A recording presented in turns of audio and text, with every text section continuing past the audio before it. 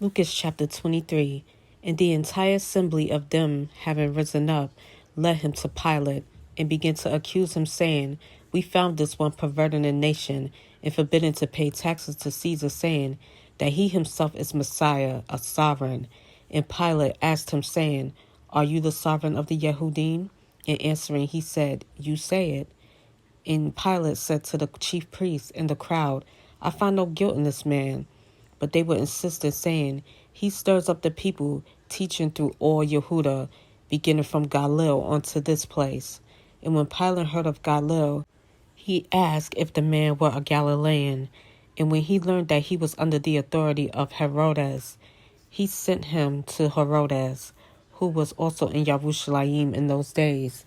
And seeing Yahusha, Herodes rejoiced greatly. For a long time he had wished to see him, because he had heard so much about him, and was anticipating to see some miracle done by him, and was questioning him with many words, but he gave him no answer.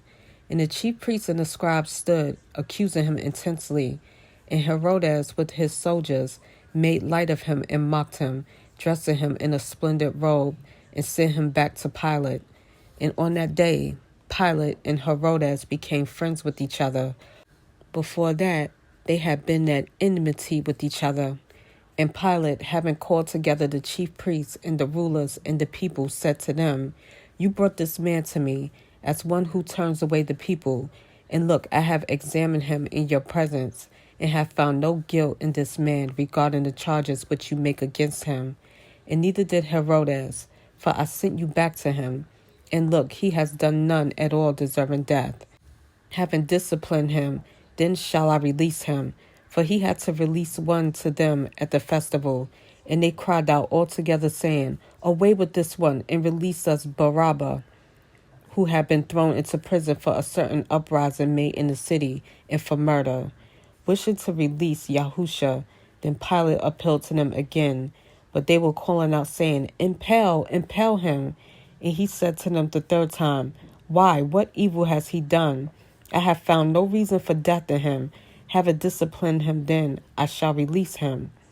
And with the loud voices they insisted, asking for him to be impaled. And the voices of these men and of the chief priests were prevailing. And Pilate pronounced sentence that what they asked should be done. And he released the one they asked for, who for uprising and murder had been thrown into prison. But he handed Yahusha over to their wishes. And as they led him away, they laid hold of a certain man, Shimon, a Cyrenian, who was coming from the field, and they put the stake on him to bear it behind Yahusha. And a great number of the people were following him, and women who were also mourning and lamenting him. But Yahusha turning to them said, Daughters of Yerushalayim, do not weep for me, but weep for yourselves and for your children. For look, days are coming in which they shall say, Blessed are the barren, and wombs that never bore, and the breasts which never nursed. Then they shall begin to say to the mountains, Fall on us, and to the hills, cover us. Because if they do this to the green tree, what is going to be done to the dry tree? And two others, also evildoers, were led with him to be put to death.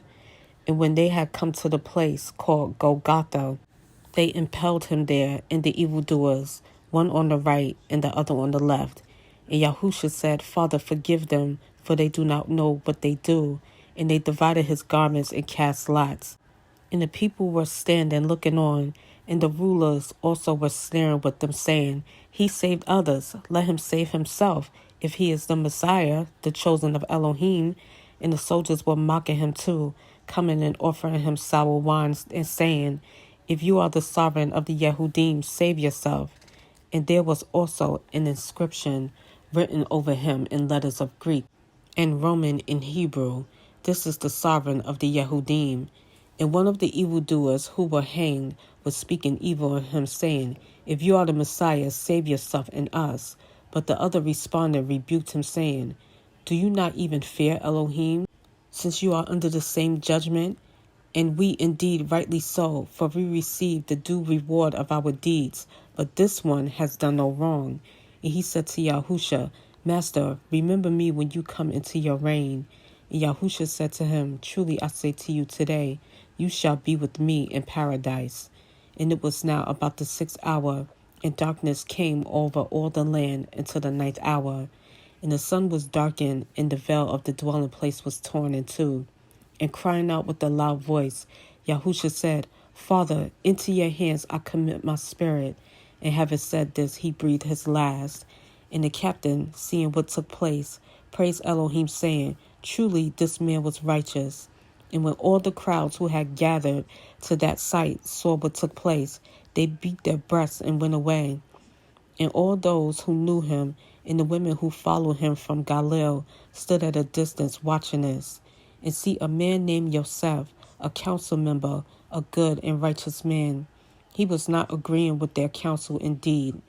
In Ramathaim, a city of Yehudim, who himself was also waiting for the reign of Elohim. He, going to Pilate, asked for the body of Yahusha, and taking it down, he wrapped it in linen, and laid it in a tomb hewn of the rock, where no one was yet laid. And it was preparation day, and the Sabbath was approaching. And the women who came with him from Galilee followed after, and saw the tomb and how his body was laid. And having returned, they prepared spices and perfumes, and they rested on the Sabbath according to the command.